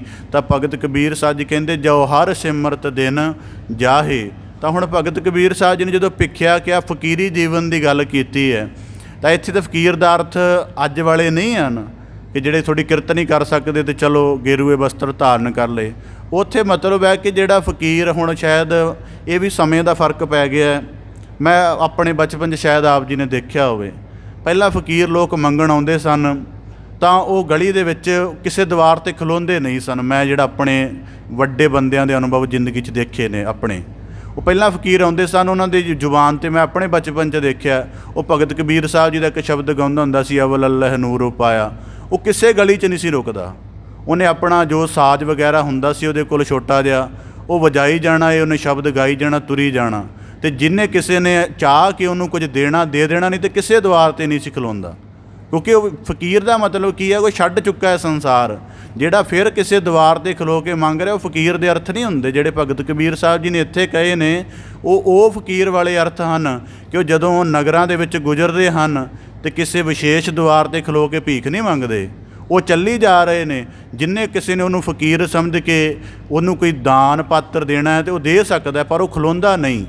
ਤਾਂ ਇਸੇ ਪ੍ਰਕਾਰ ਭਗਤ ਕਬੀਰ ਸਾਹਿਬ ਜੀ ਕਹਿੰਦੇ ਫਿਰ ਐਸਾ ਫਕੀਰ ਕੇਵਲ ਹਲਕੇ ਆਮ ਜੀਵਨ ਵਾਲਾ ਨਹੀਂ ਹੈ, ਉਹਦਾ ਜੀਵਨ ਇੱਕ ਰਾਜੇ ਨਾਲੋਂ ਕਿਉਂ ਵੱਡਾ ਹੈ, ਕਿਉਂਕਿ ਉਹਦੇ ਜੀਵਨ ਵਿੱਚ ਸਾਦਗੀ ਦਾ ਸੰਦੇਸ਼ ਪਿਆ ਹੈ, ਉਹਦੇ ਜੀਵਨ 'ਚ ਤਿਆਗ ਦਾ ਪਿਆ ਹੈ, ਉਹਦੇ ਜੀਵਨ 'ਚ ਸਮਰਪਣ ਦਾ ਪਿਆ, ਉਹਦੇ ਜੀਵਨ 'ਚ ਬੇਪਰਵਾਹੀ ਦਾ ਪਿਆ ਹੈ। ਇਸ ਕਰਕੇ ਉਹਦਾ ਜੀਵਨ ਇਕੱਲਾ ਸਰੀਰਕ ਨਹੀਂ ਰਹਿ ਜਾਂਦਾ, ਉਹਦਾ ਜੀਵਨ ਸੰਸਾਰ ਨੂੰ ਟਿਕਾ ਬਖਸ਼ਿਸ਼ ਕਰਦਾ ਹੈ ਕਿ ਅਸੀਂ ਇੰਨਾ ਕੁਝ ਚੰਗੇ ਵਸਤਰ ਪਹਿਨ ਕੇ ਵੀ ਸਾਨੂੰ ਆਪਣੇ 'ਚ ਘਾਟ ਲੱਗਦੀ ਰਹਿੰਦੀ ਹੈ। ਫਕੀਰ ਦੇ ਗਲ ਪਾਟੀ ਹੋਈ ਖੱਫਣੀ ਪਈ ਹੈ, ਉਹਦੇ ਵਿੱਚ ਵੀ ਕੋਈ ਬਹੁਤ ਮਤਲਬ ਹੜਬੜਾਹਟ ਜਾਂ ਨਹੀਂ ਮਹਿਸੂਸ ਕਰਦਾ। ਇਸ ਕਰਕੇ ਫਕੀਰ ਸਿੰਬਲ ਹੁੰਦਾ ਹੈ ਪਰਮੇਸ਼ਵਰੀ ਜੀਵਨ ਦਾ ਧਰਤੀ 'ਤੇ। ਅਸੀਂ ਉਹਨੂੰ ਅੱਜ ਕਈ ਵਾਰੀ ਜਦੋਂ ਮੈਂ ਫਕੀਰ ਸ਼ਬਦ ਦੇ ਆਲੇ ਦੁਆਲੇ ਅਰਥ ਸੁਣਦਾ ਤਾਂ ਬੜੀ ਹੈਰਾਨਗੀ ਹੁੰਦੀ ਹੈ। ਉਹਦਾ ਭਾਵ ਕੀ ਹੈ ਕਿ ਉਹਦਾ ਮਤਲਬ ਇਹੀ ਹੈ ਕਿ ਜਿਹੜਾ ਫਕੀਰ ਦਾ ਚੱਲਣਾ ਹੈ ਉਹ ਸਾਨੂੰ ਤਿਆਗ ਦਾ ਸੰਦੇਸ਼ ਦੇ ਰਿਹਾ ਹੈ ਕਿ ਤੁਸੀਂ ਸੰਚਣ ਦੇ ਵਿੱਚੋਂ ਸੁੱਖ ਲੱਭ ਰਹੇ ਹੋ, ਥੋੜ੍ਹਾ ਤਿਆਗ ਦੇ ਵਿੱਚੋਂ ਕਰਕੇ ਦੇਖੋ। ਤੁਸੀਂ ਜਿਹੜਾ ਪਕੜ ਦੇ ਵਿੱਚੋਂ ਸੁੱਖ ਲੱਭ ਰਹੇ ਹੋ, ਥੋੜ੍ਹਾ ਛੱਡ ਕੇ ਸਮਰਪਣ ਦੇ ਵਿੱਚ ਦੇਖੋ। ਤੁਸੀਂ ਦੁਨੀਆਦਾਰੀ ਦੇ ਚਿੰਤਾ ਦੇ ਵਿੱਚ ਗ੍ਰਸਤ ਹੋ ਕੇ ਸਫਲ ਹੋਣਾ ਲੋਚਦੇ ਹੋ, ਥੋੜ੍ਹਾ ਬੇਪਰਵਾਹੀ 'ਤੇ ਵੀ ਛੱਡ ਕੇ ਦੇਖੋ ਕਿ ਮੈਂ ਵੀ ਤਾਂ ਛੱਡਿਆ ਹੀ। ਇਸੇ ਪ੍ਰਕਾਰ ਇੱਕ ਪ੍ਰਮਾਣ ਰੱਖਾਂ, ਕਿਸੇ ਜਗ੍ਹਾ ਕੋਈ ਬਹੁਤ ਪ੍ਰਤਿਸ਼ਠਿਤ ਇਨਸਾਨ ਕਿਸੇ ਜਗ੍ਹਾ ਠਹਿਰੇ, ਉਹ ਕਿਸੇ ਵੱਡੇ ਥਾਂ 'ਤੇ ਭੋਜਨ ਆਦਿ ਕਰਨ ਲੱਗੇ, ਨੇੜੇ ਕੋਈ ਫਕੀਰ ਸੀ ਤਾਂ ਉਹ ਬੈਠਾ ਸੀ, ਤਾਂ ਉਹਨੇ ਮੰਗਿਆ ਨਹੀਂ ਕੁਝ ਨਹੀਂ। ਉਹਨਾਂ ਨੂੰ ਵੈਸੇ ਦੇਖ ਕੇ ਪ੍ਰੇਰਨਾ ਆਈ ਕਿ ਲੱਗਦਾ ਇਹ ਭੁੱਖਾ ਹੋਏਗਾ ਜਾਂ ਇਹਨੂੰ ਭੋਜਨ ਦੀ ਲੋੜ ਹੋਏਗੀ। ਉਹਨਾਂ ਭੋਜਨ ਦੇ ਲਈ ਸਿਆਣੇ ਸਨ, ਉਹਨਾਂ ਪੈਸੇ ਦੇ ਦਿੱਤੇ ਕਿ ਆਪ ਖਰੀਦ ਲਵੇ। ਚਲੋ ਉਹਨਾਂ ਭੋਜਨ ਦੇ ਕੇ ਉਹਨੇ ਭੋਜਨ ਛਕ ਲਿਆ, ਕੁਝ ਪੈਸੇ ਬਾਕੀ ਬਚੇ। ਉਹ ਜਿਹੜੇ ਵਾਪਸ ਸਨ ਉਹ ਉਹਨਾਂ ਨੂੰ ਪੈਸੇ ਦੇਣ ਚਲਾ ਗਿਆ, ਜੀ ਆਹ ਪੈਸੇ ਬਾਕੀ ਬਚੇ ਨੇ। ਤਾਂ ਉਹ ਕਹਿਣ ਲੱਗੇ ਕਿ ਨਹੀਂ ਕੱਲ੍ਹ ਨੂੰ ਖਾ ਲਈ। ਤਾਂ ਕਹਿੰਦੇ ਉਸ ਫਕੀਰ ਨੇ ਪੈਸੇ ਵਗਾ ਕੇ ਮਾਰੇ, ਕਹਿੰਦੇ ਮੈਨੂੰ ਤਾਂ ਅੱਜ ਦੀ ਵੀ ਆਸ ਨਹੀਂ, ਮੈਂ ਕੱਲ੍ਹ ਦੀ ਕਿਉਂ ਆਸ ਰੱਖਾਂ। ਇਸ ਕਰਕੇ ਜਿੰਨੇ ਅੱਜ ਦਿੱਤਾ ਉਹ ਕੱਲ੍ਹ ਵੀ ਦੇਵੇਗਾ, ਅਤੇ ਜੇ ਅੱਜ ਦੇ ਦੇਣ ਦੇ ਲਈ ਤੁਹਾਡਾ ਵਸੀਲਾ ਬਣਾ ਸਕਦਾ ਹੈ ਅਤੇ ਕੱਲ੍ਹ ਨੂੰ ਦੇਣ ਲਈ ਕਿਸੇ ਦੂਜੇ ਦਾ ਵੀ ਵਸੀਲਾ ਬਣਾ ਸਕਦਾ ਹੈ। ਮੈਨੂੰ ਉਸ ਰਾਜ਼ਕ ਰਹੀਮ 'ਤੇ ਏਡਾ ਵੱਡਾ ਵਿਸ਼ਵਾਸ ਹੈ। ਤਾਂ ਇਹ ਹੈ ਫਕੀਰੀ ਜੀਵਨ ਦਾ ਵੱਡਾ। ਇਸੇ ਪ੍ਰਕਾਰ ਇੱਕ ਹੋਰ ਪ੍ਰਮਾਣ ਆਪਦੇ ਸਨਮੁਖ ਰੱਖਾਂ, ਕਹਿੰਦੇ ਕਿ ਕਿਸੇ ਫਕੀਰ ਨੇ ਸੰਪੂਰਨ ਮਾਇਆ ਦਾ ਤਿਆਗ ਕਰ ਦਿੱਤਾ। ਉਹ ਬਿਲਕੁਲ ਇੱਕ ਦਿਨ ਕਿਸੇ ਰਸਤੇ ਵਿੱਚ ਚੱਲ ਰਿਹਾ, ਉਹਨੂੰ ਕਿਤੇ 1000 2000 ਦਾ ਨੋਟ ਲੱਭ ਗਿਆ ਹੋਏਗਾ, ਉਹਨੇ ਜੇਬ ਦੇ ਵਿੱਚ ਪਾ ਲਿਆ। ਸਾਰਾ ਦਿਨ ਇਸੇ ਚਿੰਤਾ ਦੇ ਵਿੱਚ ਰਿਹਾ, ਮਤਲਬ ਕਿ ਕੀ ਕਰਦਾ ਰਵਾਂ, ਕੀ ਉਹਨੂੰ ਨੋਟ ਨੂੰ ਸੰਭਾਲਦਾ ਰਿਹਾ। ਆਖਰ ਸ਼ਾਮ ਨੂੰ ਉਹਨੇ ਉਹ ਕੱਢ ਕੇ ਪਾੜ ਕੇ ਸੁੱਟ ਦਿੱਤਾ ਅਤੇ ਅੱਲਾਹ ਤਾਲਾ ਦਾ ਧੰਨਵਾਦ ਕੀਤਾ। ਕਹਿੰਦਾ 1-2000 ਦਾ ਨੋਟ ਆਇਆ, ਸਾਰਾ ਦਿਨ ਇਹਦੇ ਵਾਲੇ ਪਾਸੇ ਧਿਆਨ ਰਿਹਾ। ਜਿਨ੍ਹਾਂ ਕੋਲ ਇੰਨੀ ਸੰਪੱਤੀ ਹੈ, ਪਤਾ ਨਹੀਂ ਪ੍ਰਭੂ ਕਿਵੇਂ ਤੇਰਾ ਧਿਆਨ ਧਰਦੇ ਹੋਣਗੇ। ਤਾਂ ਭਗਤ ਕਬੀਰ ਸਾਹਿਬ ਜੀ ਕਹਿੰਦੇ, ਇਹ ਆ ਸੁੱਖ ਤੇ ਭਿਖਿਆ ਭਲੀ, ਜੋ ਹਰ ਸਿਮਰਤ ਦਿਨ ਜਾਏ। ਹੁਣ ਕਈ ਵਾਰੀ ਅਸੀਂ ਆਪਣੇ ਨਿੱਜ 'ਚ ਅਨੁਭਵ ਕਰਦੇ ਹਾਂ ਕਈ ਗੱਲਾਂ ਦਾ, ਤਾਂ ਉਹਦੇ ਵਿੱਚ ਜਿਹੜੀ ਘਾਟ ਹੈ ਉਹ ਬੜੀ ਚੰਗੀ। ਇੱਕ ਨਾ ਭਾਈ ਵੀਰ ਸਿੰਘ ਜੀ ਦੀ ਕਵਿਤਾ ਹੈ, ਉਹਦੇ ਵਿੱਚ ਉਹਨਾਂ ਨੇ ਕਿਹਾ ਕਿ ਜਿਹੜੀ ਬੰਦੇ ਦੇ ਅੰਦਰ ਘਾਟ ਹੈ ਨਾ, ਉਹ ਉਹਨੂੰ ਵਹਿਣ ਬਣਾਈ ਰੱਖਦੀ ਹੈ। ਜਦੋਂ ਬੰਦੇ ਦੀ ਸੰਪੂਰਨਤਾ ਹੋ ਜਾਂਦੀ ਹੈ ਤਾਂ ਉਹ ਬੰਦਾ ਜੜ ਹੋ ਜਾਂਦਾ ਹੈ। ਇਸੇ ਕਾਰਕ ਭਗਤੀ ਗੁਰਬਾਣੀ 'ਚ ਵਾਕ ਹੁੰਦਾ ਨਾ, ਰਾਜ ਨਾ ਚਾਹੋ ਮੁਕਤ ਨਾ ਚਾਹੋ ਮਨ ਪ੍ਰੀਤ ਚਰਨ ਕਮਲਾਰੇ। ਉਹਦਾ ਭਾਵ ਕੀ ਹੈ ਕਿ ਮੈਂ ਵਹਿਣ ਦੇ ਵਿੱਚ ਰਵਾਂ। ਹੁਣ ਜਿਵੇਂ ਸਾਗਰ ਦਾ ਪਾਣੀ ਵਹਿੰਦਾ ਹੈ, ਉਹਦੀ ਖੂਬਸੂਰਤੀ ਬਣੀ ਰਹਿੰਦੀ ਹੈ, ਅਤੇ ਉਹ ਗਾਂਹ ਗਾਂਹ ਜਦੋਂ ਜਿਵੇਂ ਪਹਾੜਾਂ ਦੇ ਵਿੱਚੋਂ ਜਦੋਂ ਜਲ ਨਿਕਲਦਾ ਨਾ, ਉਹਦੇ ਵਿੱਚ ਬੜੀ ਮਿੱਟ ਬੜਾ ਬਹੁਤ ਕੁਝ ਰਲਿਆ ਹੁੰਦਾ ਹੈ। ਪਰ ਜਦੋਂ ਵਗ ਕੇ ਉਹ ਸਾਡੇ ਇੱਧਰ ਮੈਦਾਨੀ ਇਲਾਕਿਆਂ 'ਚ ਆਉਂਦਾ ਹੈ, ਉਹਦਾ ਰੰਗ ਨੀਲਾ ਹੋ ਜਾਂਦਾ ਹੈ। ਅਤੇ ਇਸੇ ਪ੍ਰਕਾਰ ਜੇ ਉਹ ਪਾਣੀ ਉੱਥੇ ਹੀ ਖੜ੍ਹ ਜਾਏ ਅਤੇ ਥੋੜ੍ਹੇ ਦਿਨਾਂ ਬਾਅਦ ਉਹਦੇ ਅੰਦਰ ਜਾਲਾ ਜੰਮੇਗਾ, ਕਈ ਕੁਝ, ਅਤੇ ਉਹਦੀ ਖੂਬਸੂਰਤੀ ਜਾਂਦੀ ਰਹੇਗੀ, ਉਹਦੀ ਸਵੱਛਤਾ, ਉਹਦੀ ਤਾਜ਼ਗੀ, ਕੁਝ ਵੀ ਨਹੀਂ ਰਹੇਗਾ। ਇਸੇ ਪ੍ਰਕਾਰ ਜਿਹੜਾ ਜੀਵਨ ਸੁੱਖ ਦੇ ਨਾਲ ਜੜ ਹੋ ਜਾਂਦਾ ਹੈ, ਫਿਰ ਉਹਦੇ ਅੰਦਰ ਬੰਦਗੀ ਦਾ ਕੋਈ ਵੀ ਅਨੁਭਵ ਨਹੀਂ ਮੌਲਦਾ। ਤਾਂ ਭਗਤ ਕਬੀਰ ਸਾਹਿਬ ਜੀ ਕਹਿੰਦੇ, ਇਹ ਆ ਸੁੱਖ ਤੇ ਭਿਖਿਆ ਭਲੀ, ਜੋ ਹਰ ਸਿਮਰਤ ਦਿਨ ਜਾਹੇ। ਇਸੇ ਪ੍ਰਕਾਰ ਹੁਣ ਇਹ ਆਪ ਜੀ ਕਦੇ ਗੁਰੂ ਨਾਨਕ ਸਾਹਿਬ ਜੀ ਜਾਂ ਭਗਤ ਸਾਹਿਬਾਨਾਂ ਦਾ ਜੀਵਨ ਪੜ੍ਹਦੇ ਹੋ ਤਾਂ ਅਸੀਂ ਇਹ ਸੁਣਿਆ ਹੋਇਆ ਨਾ ਉਹਦੇ ਵਿੱਚ ਕਿ ਗੁਰੂ ਸਾਹਿਬ ਜੀ ਫਕੀਰਾਂ ਦੀ ਸੰਗਤ ਦੇ ਵਿੱਚ ਬੈਠਦੇ ਸਨ, ਸਾਧੂਆਂ ਦੇ ਸੰਗ ਵਿੱਚ ਬੈਠ ਕੇ ਗੋਸ਼ਟ ਕਰਦੇ ਸਨ। ਜਾਂ ਭਗਤ ਕਬੀਰ ਸਾਹਿਬ ਜੀ ਵੀ ਕਹਿੰਦੇ, ਸੰਤਨ ਸੰਗ ਕਬੀਰਾ ਬਿਗਰਿਓ। ਇਹਦਾ ਮਤਲਬ ਹੈ ਕਿ ਉਸ ਵਕਤ ਕੋਈ ਐਸੇ ਉੱਚੇ ਸੁੱਚੇ ਜੀਵਨ ਵਾਲੇ ਵੀ ਹੁੰਦੇ ਸਨ ਕਿ ਜਿਹੜੇ ਅੱਜ ਵਾਂਗ ਨਹੀਂ, ਵਾਕਿਆ ਜਿਨ੍ਹਾਂ ਦੇ ਕੋਲੋਂ ਬੰਦਗੀ ਦੇ ਵੱਡੇ ਅਨੁਭਵ ਹੁੰਦੇ ਸਨ ਤਾਂ ਉਹ ਜਿਉਂਦੇ ਸਨ। ਜਿਵੇਂ ਫਰੀਦੁਦੀਨ ਅਤਾਰ ਦੇ ਜੀਵਨ ਦੀ ਗੱਲ ਹੈ, ਸ਼ੇਖ ਫਰੀਦੁਦੀਨ ਅਤਾਰ ਦੇ, ਉਹ ਇੱਕ ਫਕੀਰ ਨੇ ਉਹਨੂੰ ਕਿੱਡਾ ਵੱਡਾ ਉਹਨੂੰ ਮਰਾਤਬਾ ਦੇ ਦਿੱਤਾ ਕਿ ਉਹ ਆਪ ਬੜਾ ਵੱਡਾ ਵਪਾਰੀ ਸੀ। ਤਾਂ ਉਹਨੇ ਉਹਦੀ ਦੁਕਾਨ ਦੇ ਸਾਰੇ ਸਿਲਸਿਲੇ ਨੂੰ ਦੇਖ ਕੇ ਕਿਹਾ ਸੀ, ਖਲਾਰਾ, ਇੰਨਾ ਖਲਾਰਾ। ਅਤੇ ਫਰੀਦੁਦੀਨ ਅਤਾਰ ਕਹਿਣ ਲੱਗੇ ਕਿ ਕੋਈ ਇੱਤਰ ਲੈਣਾ ਠੀਕ ਹੈ, ਨਹੀਂ ਤਾਂ ਚੱਲਦਾ ਬਣ, ਇੱਥੇ ਖਲੋਣ ਦਾ ਕੀ ਅਰਥ ਹੈ। ਉਹ ਕਹਿਣ ਲੱਗਾ, ਮੈਂ ਦੇਖਣਾ ਇੰਨਾ ਖਲਾਰਾ ਹੈ, ਕਿਵੇਂ ਸਮੇਟੇਂਗਾ ਕਿ ਤੂੰ, ਮੈਂ 10-15 ਮਿੰਟ ਹੋ ਗਏ ਤੇਰੀ ਦੁਕਾਨ 'ਤੇ ਖਲੋਤਿਆਂ ਨੂੰ, ਤੇਰਾ ਧਿਆਨ ਮੇਰੇ ਵੱਲ ਆਇਆ ਹੀ ਨਹੀਂ, ਤਾਂ ਮਤਲਬ ਕਿਵੇਂ ਆਪਣੇ ਆਪ ਨੂੰ ਸਮੇਟੇਂਗਾ। ਤਾਂ ਫਰੀਦੁਦੀਨ ਅਤਾਰ ਨੇ ਕਹਿ ਤਾ, ਜਿਵੇਂ ਤੂੰ ਸਮੇਟੇਂਗਾ ਅਸੀਂ ਵੀ ਸਮੇਟ ਲਾਂਗੇ, ਐਡੀ ਕਿਹੜੀ ਗੱਲ ਹੈ। ਉਹਨੇ ਉਸੇ ਵੇਲੇ ਧਰਤੀ 'ਤੇ ਲੇਟ ਕੇ ਚਾਦਰ ਆਪਣੇ ਉੱਪਰ ਲਈ, ਆਰਾਮ ਦੇ ਨਾਲ ਪ੍ਰਾਣ ਤਿਆਗ ਗਿਆ। ਇਸ ਗੱਲ ਨੇ ਫਰੀਦੁਦੀਨ ਅਤਾਰ ਦੇ ਜੀਵਨ ਨੂੰ ਇੰਨਾ ਪ੍ਰਭਾਵਿਤ ਕੀਤਾ, ਸਾਰਾ ਕੁਝ ਛੱਡ ਕੇ ਉਹ ਬੜਾ ਵੱਡਾ ਕਾਮਲ ਸੂਫੀ ਫਕੀਰ ਹੋਇਆ। ਤਾਂ ਉਹਨੇ ਇੱਕ ਬਹੁਤ ਵੱਡੀ ਸੂਫੀਵਾਦ ਦੇ ਵਿੱਚ ਪੁਸਤਕ ਲਿਖੀ, ਤਜ਼ਕਿਰਾਤੁਲ ਔਲੀਆ, ਅਤੇ ਉਹਦੇ ਨਾਮ ਤੋਂ ਹੀ ਪ੍ਰਭਾਵਿਤ ਹੋ ਕੇ ਬਾਬਾ ਫਰੀਦ ਸਾਹਿਬ ਜੀ ਦਾ ਨਾਮ ਰੱਖਿਆ ਗਿਆ ਸੀ। ਉਹ ਬਾਬਾ ਫਰੀਦ ਸਾਹਿਬ ਜੀ ਤੋਂ 1-1.5 ਸਦੀ ਪਹਿਲਾਂ ਹੋਇਆ ਉਹ ਫਕੀਰ। ਤਾਂ ਇਸੇ ਪ੍ਰਕਾਰ ਭਗਤ ਕਬੀਰ ਸਾਹਿਬ ਜੀ ਕਹਿੰਦੇ, ਇਹ ਆ ਸੁੱਖ ਤੇ ਭਿਖਿਆ ਭਲੀ, ਕਿਉਂਕਿ ਇੱਕ ਸੰਪੰਨ ਜੀਵਨ ਨੂੰ ਦੇਖਦੇ ਹੋ ਅਤੇ ਭਾਵੇਂ ਆਪਣਾ ਕਿਸੇ ਨੁਕਤੇ ਤੋਂ ਸੰਪੰਨ ਹੈ, ਪਰ ਉਹਦੇ ਜਿੰਨੇ ਸੰਪੰਨ ਹੋਣ ਦੀ ਇੱਛਾ ਜਾਗਦੀ ਹੈ। ਅਤੇ ਉਹਦੇ ਨਾਲ ਕੀ ਹੁੰਦਾ ਹੈ, ਉਹਦੇ ਨਾਲ ਪ੍ਰਾਰਲਬਧ ਤੋਂ ਮਨੁੱਖ ਇਨਕਾਰੀ ਹੋ ਜਾਂਦਾ ਹੈ। ਉਹ ਕਹਿੰਦਾ ਨਹੀਂ, ਓਨਾ ਹੋਣਾ ਹੀ ਚਾਹੀਦਾ ਹੈ। ਉਹਦੇ ਵਿੱਚ ਉਹਦੀ ਹੋੜ ਬਣ ਜਾਂਦੀ ਹੈ। ਜਿਹੜਾ ਕੁਝ ਪਹਿਲਾਂ ਸੰਤੋਖ ਦੇ ਭਾਵ ਟਿਕੇ ਹੁੰਦੇ ਨੇ, ਹੋੜ ਬਣ ਜਾਂਦੀ ਹੈ ਕਿਸੇ ਵੱਡੇ ਨੂੰ ਦੇਖ ਕੇ। ਜਦੋਂ ਫਕੀਰ ਨੂੰ ਦੇਖਦਾ ਹੈ ਤਾਂ ਉਹਦੇ ਜੀਵਨ 'ਚ ਬੰਦਗੀ ਦਾ ਅਮਲ ਪੈਦਾ ਹੁੰਦਾ। ਅਤੇ ਭਗਤ ਕਬੀਰ ਸਾਹਿਬ ਜੀ ਕਹਿੰਦੇ, ਇਸ ਕਰਕੇ ਇਹ ਆ ਸੁੱਖ ਤੇ ਭਿਖਿਆ ਭਲੀ, ਜੋ ਹਰ ਸਿਮਰਤ ਦਿਨ ਜਾਏ। ਕਿ ਇਹਦੇ ਨਾਲੋਂ ਫਕੀਰੀ ਜੀਵਨ ਉਚਿਤ ਹੈ, ਜਿਹਦੇ ਵਿੱਚ ਹੁਣ ਉਦਾਹਰਨ ਦੇ ਤੌਰ 'ਤੇ ਮੈਂ ਨਾ ਇੱਕ ਦਿਨ ਮੌਲਾਨਾ ਰੂਮੀ ਦੀ ਕੋਈ ਪੁਸਤਕ ਪੜ੍ਹੀ, ਉਹਦੇ ਵਿੱਚ ਉਹਨੂੰ ਕਿਸੇ ਨੇ ਪੁੱਛਿਆ ਕਿ ਇਸਲਾਮ ਦੇ ਵਿੱਚ ਜਿਹੜਾ ਕਿਹੜਾ ਸੰਗੀਤ ਹਰਾਮ ਹੈ। ਤਾਂ ਉਹਨੇ ਉਹਦਾ ਉੱਤਰ ਦਿੱਤਾ ਉਹਨਾਂ ਨੇ ਕਿ ਕਹਿੰਦਾ, ਜਿਹੜੇ ਅਮੀਰਾਂ ਦੇ ਦਾਵਤ ਖਾਨਿਆਂ ਦੇ ਵਿੱਚ ਜਿਹੜੇ ਚਮਚੇ ਖੜਕਦੇ ਨੇ, ਉਹਨਾਂ ਦਾ ਜਿਹੜਾ ਸ਼ੋਰ ਪੈਦਾ ਹੁੰਦਾ, ਉਹਨੂੰ ਇਸਲਾਮ ਦੇ ਵਿੱਚ ਹਰਾਮ ਕਿਹਾ। ਅਤੇ ਉਹਨਾਂ ਸ਼ੋਰ ਦੀ ਆਵਾਜ਼ ਜਿਹੜੀ ਗਰੀਬਾਂ ਲੋੜਵੰਦਾਂ ਦੇ ਕੰਨੀ ਪੈਂਦੀ ਹੈ। ਭਾਵ ਕਿ ਜਿਹੜਾ ਉੱਚਾ ਜੀਵਨ ਜਿਉ ਰਿਹਾ ਹੈ, ਉਹ ਧਰਤੀ ਦੇ ਲਈ ਵਰਦਾਨ ਬਣਨਾ ਮੁਸ਼ਕਿਲ ਹੋ ਜਾਂਦਾ ਹੈ। ਹੁਣ ਬੜੇ ਐਸੇ ਲੋਕ ਹਨ, ਮੈਂ ਨਿੱਜ ਅਨੁਭਵ ਦੇ ਵਿੱਚ ਦੇਖਿਆ ਹੋਇਆ ਹੈ, ਉਹਨਾਂ ਦੀ ਆਪਣੇ ਘਰ ਆਪਣੇ ਸਮਾਨ ਦੇ ਨਾਲ ਇੰਨਾ ਜ਼ਿਆਦਾ ਉਹਨਾਂ ਦਾ ਇੱਕ ਖੜੋਤ ਬਣ ਗਈ ਹੈ ਕਿ ਉਹ ਆਪਣੇ ਤੋਂ ਇਲਾਵਾ ਕਿਸੇ ਨੂੰ ਯੋਗ ਹੀ ਨਹੀਂ ਸਮਝਦੇ ਕਿ ਇਸ ਥਾਂ 'ਤੇ ਬੈਠ ਜਾਏ। ਐਸੇ ਵੀ ਮੈਂ ਆਪਣੀ ਜ਼ਿੰਦਗੀ 'ਚ ਲੋਕ ਦੇਖੇ ਨੇ ਜਿਹੜੇ ਬਹੁਤ ਅਮੀਰ ਨੇ, ਮਤਲਬ ਉਹ ਆਪਣੇ ਪਰਿਵਾਰ ਤੋਂ ਇਲਾਵਾ ਕਿਸੇ ਨੂੰ ਵੀ ਨਹੀਂ ਉਹ ਸਮਝਦੇ ਵੀ ਇਹ ਜਿਹੜਾ ਅਸੀਂ ਆ ਘਰ ਦੇ ਵਿੱਚ ਆਹ ਚੀਜ਼ ਬਣਾਈ ਹੈ, ਇੱਥੇ ਆ ਕੇ ਕੋਈ ਦੂਜਾ ਬੰਦਾ ਬੈਠੇ। ਅਤੇ ਜਿਹਨੇ ਜੀਵਨ ਦੇ ਨਾਲ ਖੜੋਤ 'ਚ ਆਪਣੇ ਆਪ ਨੂੰ ਇੰਨਾ ਰੱਖਿਆ ਹੈ, ਉਹ ਕਿੱਥੇ ਬੰਦਗੀ ਦੇ ਲਈ। ਇਸ ਕਰਕੇ ਭਗਤ ਕਬੀਰ ਸਾਹਿਬ ਜੀ ਨੇ ਤਾਂ ਹੀ ਕਿਹਾ ਨਾ ਕਿ ਜੇ ਘਰ ਸਾਧ ਨਾ ਸੇਵੀਏ ਹਰ ਕੀ ਸੇਵਾ ਨਾਏ, ਤੇ ਘਰ ਮਰਹਟ ਸਾਰਖੇ ਭੂਤ ਬਸੇ ਤਿਨ ਮਾਹੀ। ਤਾਂ ਉਹਦਾ ਭਾਵ ਕੀ ਹੈ, ਉਹਦੇ ਅੰਦਰ ਮਨੋਵਿਗਿਆਨਕ ਕਾਰਨ ਹੁੰਦਾ ਹੈ। ਤਾਂ ਇਸੇ ਪ੍ਰਕਾਰ ਭਗਤ ਕਬੀਰ ਸਾਹਿਬ ਜੀ ਕਹਿੰਦੇ, ਜੋ ਹਰ ਸਿਮਰਤ ਦਿਨ ਜਾਹੇ। ਪਰ ਇੱਕ ਭਗਤ ਦੀ ਸੁਹਾਵੀ ਛਾਪਰੀ ਹੈ ਜਿਹਦੇ ਵਿੱਚੋਂ ਰੱਬ ਦਾ ਗੀਤ ਪੈਦਾ ਹੁੰਦਾ, ਅਤੇ ਉਹ ਜੰਗਲ ਨੂੰ ਵੀ ਸੁਹਾਵਣਾ ਬਣਾ ਦਿੰਦਾ ਹੈ। ਅਤੇ ਇੱਕ ਸੰਸਾਰੀ ਦਾ ਮਹਿਲ ਪਸਰਦਾ ਹੈ, ਉੱਥੇ ਉਹਦੇ ਉਸਰਨ ਦੇ ਬਾਵਜੂਦ ਵੀ ਇੱਕ ਸੁੰਨ ਪਸਰੀ ਰਹਿੰਦੀ ਹੈ। ਇਸ ਪ੍ਰਕਾਰ ਭਗਤ ਕਬੀਰ ਸਾਹਿਬ ਜੀ ਬਖਸ਼ਿਸ਼ ਕਰਦੇ ਹਨ। ਕਬੀਰ ਸਭ ਜਗ ਹਉ ਫਿਰਿਓ ਮਾਂਦਲ ਕੰਧ ਚੜਾਏ। ਅਧਿਆਤਮ ਦੇ ਵਿੱਚ ਜਿਉਂ ਕਿ ਬੰਦੇ ਨੂੰ ਦੁਨਿਆਵੀ ਸੰਬੰਧਾਂ ਦਾ ਸੱਚ ਅਤੇ ਕੱਚ ਦੋਵੇਂ ਪਤਾ ਲੱਗ ਜਾਂਦੇ ਨੇ, ਕਿਉਂਕਿ ਉਹ ਗਿਆਨ ਦੇ ਸਹਿਤ ਜਿਉਣਾ ਸ਼ੁਰੂ ਕਰ ਦਿੰਦਾ ਹੈ। ਤਾਂ ਭਗਤ ਕਬੀਰ ਸਾਹਿਬ ਜੀ ਕਹਿੰਦੇ, ਸਭ ਜਗ ਹਉ ਫਿਰਿਓ, ਸਾਰਾ ਜੱਗ ਗਾਹਿਆ ਹੈ, ਮਾਂਦਲ ਕੰਧ ਚੜਾਏ। ਅਤੇ ਮੋਢੇ ਦੇ ਉੱਪਰ, ਸਿਰ ਦੇ ਉੱਪਰ ਰੱਖ ਕੇ ਢੋਲ ਵਜਾ ਕੇ ਦੇਖਿਆ ਹੈ। ਕੋਈ ਕਾਹੂ ਕੋ ਨਹੀਂ, ਸਭ ਦੇਖੀ ਠੋਕ ਵਜਾਏ। ਕੋਈ ਕਿਸੇ ਦਾ ਅੰਤਮ ਨਹੀਂ ਹੈ, ਕੋਈ ਕਿਸੇ ਦਾ ਪੱਕਾ ਨਹੀਂ ਹੈ।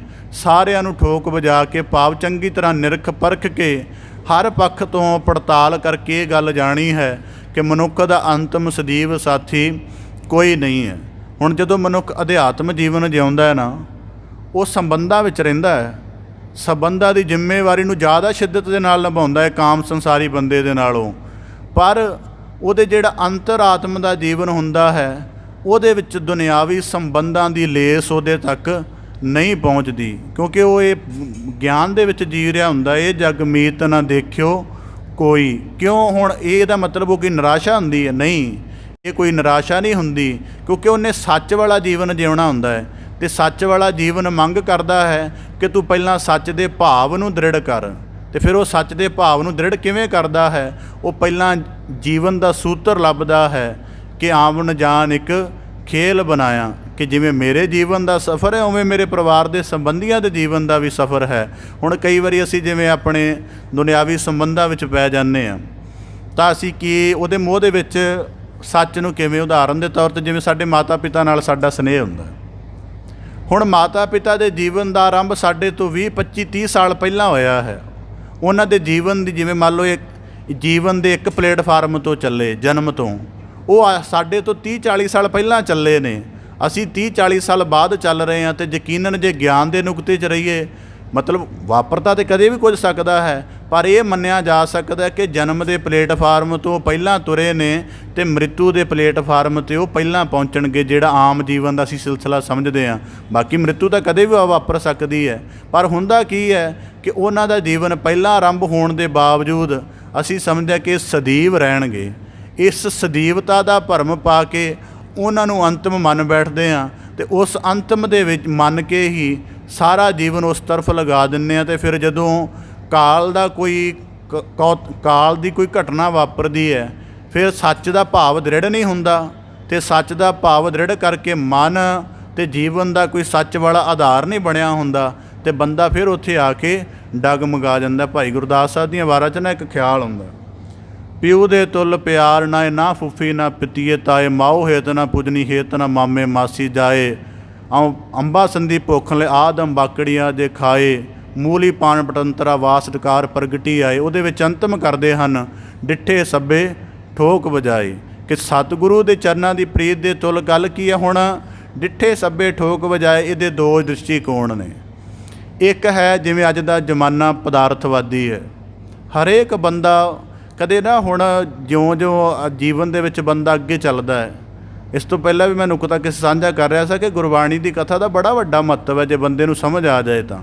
ਉਹਦੇ ਲਈ ਕਾਰਨ ਕੀ ਹੈ ਕਿ ਅੱਜ ਨਾ ਦੁਨੀਆ ਦੇ ਵਿੱਚ ਇਹ ਫਿਤਰਤ ਬਣ ਗਈ ਹੈ ਕਿ ਹਰ ਬੰਦਾ ਆਪਣੇ ਕਾਰਜ ਕਰਕੇ ਦੂਜੇ ਨੂੰ ਯਾਦ ਕਰਦਾ, ਉਂਝ ਨਹੀਂ ਕਰਦਾ।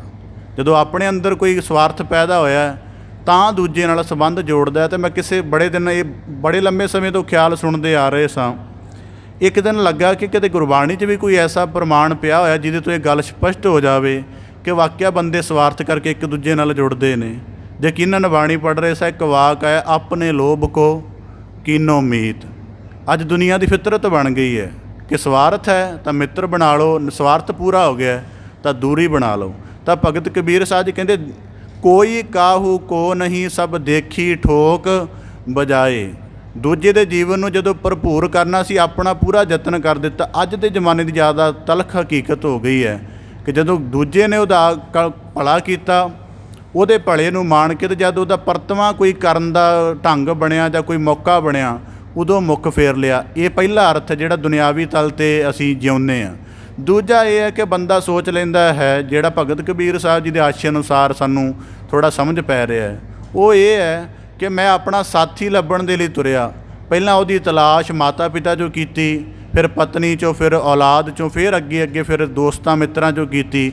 ਪਰ ਇਹ ਸਾਰੇ ਕਿਤੇ ਨਾ ਕਿਤੇ ਜਾ ਕੇ ਜਾਂ ਤਾਂ ਦੁਨਿਆਵੀ ਸਵਾਰਥ ਕਰਕੇ ਟੁੱਟ ਗਏ ਜਾਂ ਕਾਲ ਦੀ ਮਾਰ ਕਰਕੇ ਦੂਰ ਹੋ ਗਏ, ਅਤੇ ਮੇਰਾ ਅੰਤਮ ਤਾਂ ਕੋਈ ਨਾ ਰਿਹਾ। ਅਤੇ ਇਸੇ ਕਰਕੇ ਬਾਬਾ ਫਰੀਦ ਸਾਹਿਬ ਜੀ ਨੇ ਸਾਨੂੰ ਚੇਤਾ ਕਰਵਾਇਆ, ਕਿੱਥੇ ਤੈਂਡੇ ਮਾਪਿਆਂ ਕਿੰਨੀ ਜਿੰਨੀ ਤੂੰ ਜਿਣਿਓ। ਕਦੇ ਇਸ ਮੈਨੂੰ ਕਿਸੇ ਨੇ ਪੁੱਛਿਆ ਸੀ ਕਿ ਇਸ ਸ਼ਲੋਕ ਨੂੰ ਮਤਲਬ ਇਸ ਸ਼ਲੋਕ ਦਾ ਗਹਿਰਾ ਆਸ਼ਾ ਕੀ ਹੈ। ਮੈਂ ਕਿਹਾ ਗਹਿਰਾ ਆਸ਼ਾ ਕੀ ਹੈ, ਇਹਦੇ ਵਿੱਚ ਆਪਣੇ ਬਚਪਨ ਨੂੰ ਦੇਖ ਕੇ, ਬਚਪਨ 'ਚ ਹਰੇਕ ਬੱਚੇ ਨੂੰ ਲੱਗਦਾ ਕਿ ਜੇ ਮੇਰੇ ਮਾਤਾ ਪਿਤਾ ਨਾ ਹੋਣ ਤਾਂ ਸ਼ਾਇਦ ਮੈਂ ਵੀ ਨਾ ਹੋਵਾਂ। ਪਰ ਉਹਨਾਂ ਦੇ ਗਿਆਨ ਨੂੰ ਅੱਜ ਕਈ ਸਾਲ ਬਤੀਤ ਹੋ ਗਏ ਨੇ, ਬੰਦੇ ਨੂੰ ਕਈ ਵਾਰੀ ਯਾਦ ਵੀ ਨਹੀਂ ਰਹਿੰਦਾ ਕਿ ਉਹ ਇਸ ਦੁਨੀਆ 'ਤੇ ਆਏ ਵੀ ਸਨ। ਤਾਂ ਇਸੇ ਪ੍ਰਕਾਰ ਭਗਤ ਕਬੀਰ ਸਾਹਿਬ ਜੀ ਕਹਿੰਦੇ ਸਭ ਦੇਖੀ ਠੋਕ ਬਜਾਏ। ਇਸ ਪ੍ਰਕਾਰ ਗੁਰਬਾਣੀ 'ਚ ਨਾ ਵਾਕ ਆਉਂਦਾ, ਜੋ ਸੰਸਾਰ ਹੈ ਕਿ ਕੁਟੰਬ ਮਿੱਤਰ ਭਾਈ ਦੀਸੈ ਸਮਨ ਮੇਰੇ, ਤੇ ਸਭ ਆਪਣੇ ਸੁਆਏ ਮਿਲਾਸਾ।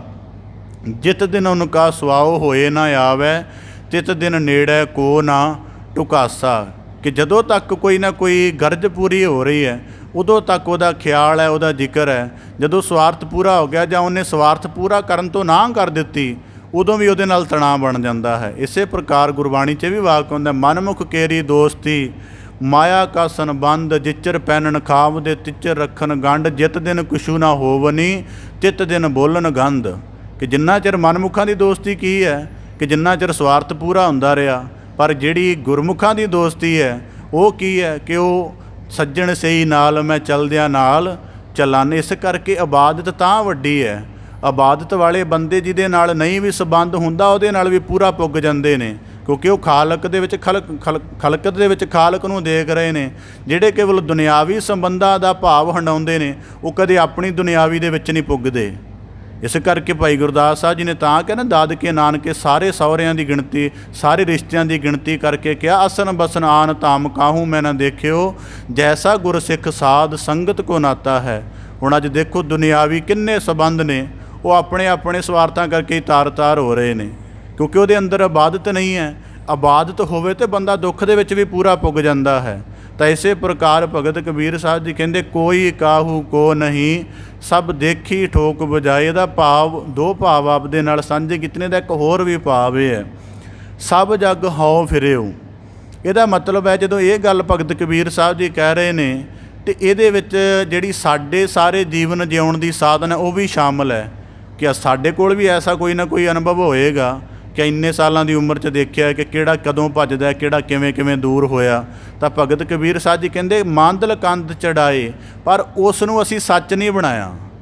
ਉਸ ਨੂੰ ਹੰਡਾਇਆ ਜ਼ਰੂਰ ਵੀ ਕਿਵੇਂ ਸਵਾਰਥ ਕਰਕੇ ਦੂਰ ਹੁੰਦੇ ਨੇ ਜਾਂ ਤਣਾਅ ਬਣਦਾ ਹੈ ਅਤੇ ਕਿਵੇਂ ਮਨਮੁਖਤਾ ਲੋਕ ਜ਼ਾਹਰ ਕਰਦੇ ਨੇ, ਪਰ ਉਹਨੂੰ ਸੱਚ ਨਹੀਂ ਬਣਾਇਆ।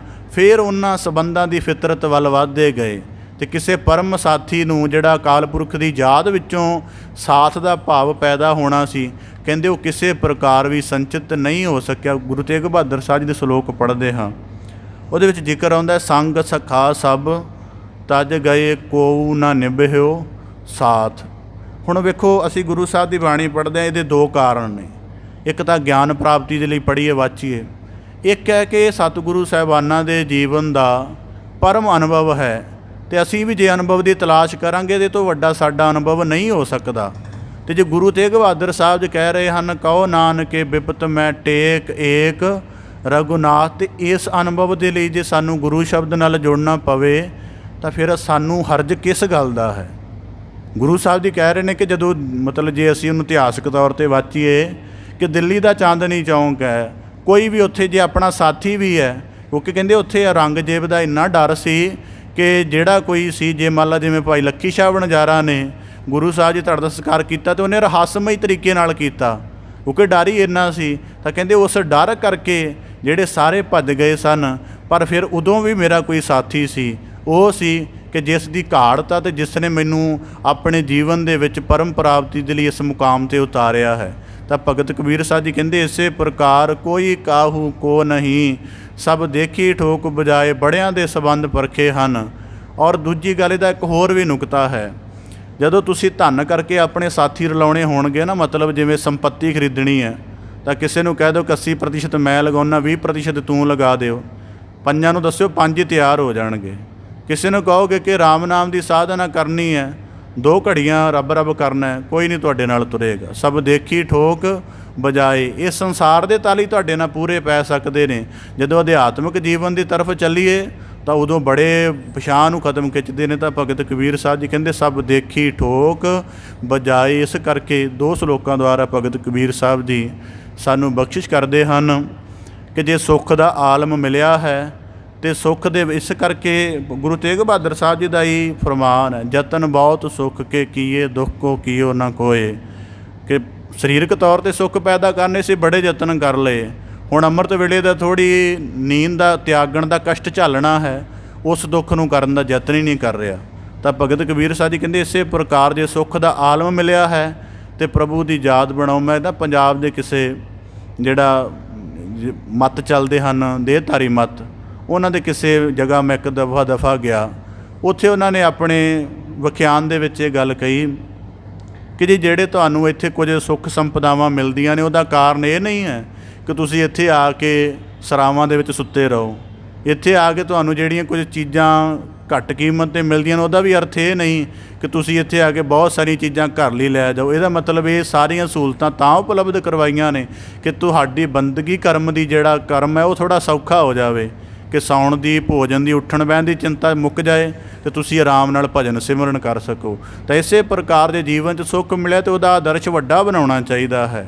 ਅਤੇ ਜੇ ਨਹੀਂ ਮਿਲ ਰਿਹਾ ਤਾਂ ਉਹਦਾ ਭਾਵ ਇਹ ਨਹੀਂ ਕਿ ਉਹਦੇ ਵੱਲ ਦੌੜ ਲਗਾਉਣੀ ਚਾਹੀਦੀ ਹੈ, ਸਗੋਂ ਫਕੀਰੀ ਜੀਵਨ ਦਾ ਜਿਹੜਾ ਆਦਰਸ਼ ਬਣਾ ਕੇ ਉਹਨੂੰ ਜਿਉਂ ਲੈਣਾ ਚਾਹੀਦਾ ਹੈ। ਅਤੇ ਇਸੇ ਪ੍ਰਕਾਰ ਦੁਨਿਆਵੀ ਸੰਬੰਧਾਂ ਦੀ ਇਹਨੂੰ ਸਰੀਰ ਦੇ ਤਲ 'ਤੇ ਹੰਡਾਓ, ਭਾਵਨਾ ਦੇ ਤਲ 'ਤੇ ਵੀ ਹੰਡਾ ਸਕਦੇ ਹਾਂ, ਪਰ ਆਪਣੀ ਆਤਮਾ ਦੇ ਸੱਚ ਦੇ ਤਲ 'ਤੇ ਨਾ ਹੰਡਾਓ, ਕਿਉਂਕਿ ਸੱਚ ਕੁਝ ਹੋਰ ਹੁੰਦਾ ਹੈ। ਅਤੇ ਜੇ ਸੱਚ ਨੂੰ ਸੱਚ ਸਮਝ ਕੇ ਨਹੀਂ ਹੰਡਾਵਾਂਗੇ ਤਾਂ ਉਹ ਫਿਰ ਨਿਰਾਸ਼ਾ ਪੈਦਾ ਕਰੇਗਾ। ਭਗਤ ਕਬੀਰ ਸਾਹਿਬ ਜੀ ਕਿਰਪਾ ਕਰਨ, ਸ਼ਲੋਕਾਂ ਦੇ ਭਾਵ ਉਪਦੇਸ਼ ਸਾਡੇ ਸਾਰਿਆਂ ਦੇ ਹਿਰਦੇ ਅੰਦਰ ਵਸ ਜਾਣ ਜੀ। ਸਾਰਿਆਂ ਦਾ ਇੱਥੇ ਆਇਆ ਸਫਲਾ ਹੋਵੇ। ਪਾਵਨ ਬਾਣੀ ਦੀ ਲੜੀਵਾਰ ਵਿਆਖਿਆ ਦੀ ਆਪ ਜੀ ਦੇ ਨਾਲ ਵਿਚਾਰ ਰੂਪ ਦੇ ਵਿੱਚ ਸਾਂਝ ਪਾਉਂਦਿਆਂ, ਵਿਆਖਿਆ ਦਾ ਯਤਨ ਆਪ ਦੇ ਸਨਮੁਖ ਰੱਖਦਿਆਂ, ਹੋਈਆਂ ਬੇਅੰਤ ਭੁੱਲਾਂ ਦੀ ਖਿਮਾ ਜਾਚਨਾ ਜੀ। ਬੜੇ ਅਦਬ ਸਹਿਤ ਗੱਜ ਕੇ ਫਤਿਹ ਅਰਜ਼ ਕਰੋ ਜੀ।